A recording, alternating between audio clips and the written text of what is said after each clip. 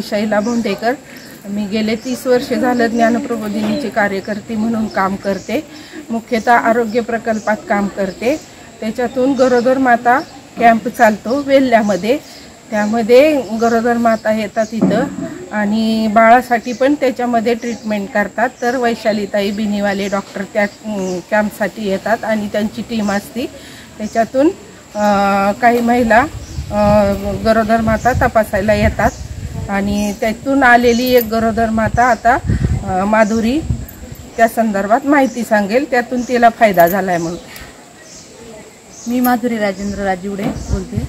मला शैलाताईंनी सांगितलं की हा असा कॅम्प असतो. म्हणजे माझ्या लग्नाला बरेच वर्ष झाले, 8 वर्ष जरी काही होत नव्हतं, तर त्या मला भेटल्या. त्यांनी सांगितलं की कॅम्प असतो इथे, तिथं ये, तुला फरक पडेल. मी म्हणजे नाही का असं फरकच पडेल तुला, ये तू, असं मी येत नव्हते, विचार सोडून दिलेला. पण त्यांनी बोलवलं म्हणून मी आली आणि मग इथे ट्रीटमेंट घेतली. तर त्या ट्रीटमेंटनी मग मला बाळ झालं. त्यांच्यामुळंच मला बाळ झालं नाही का.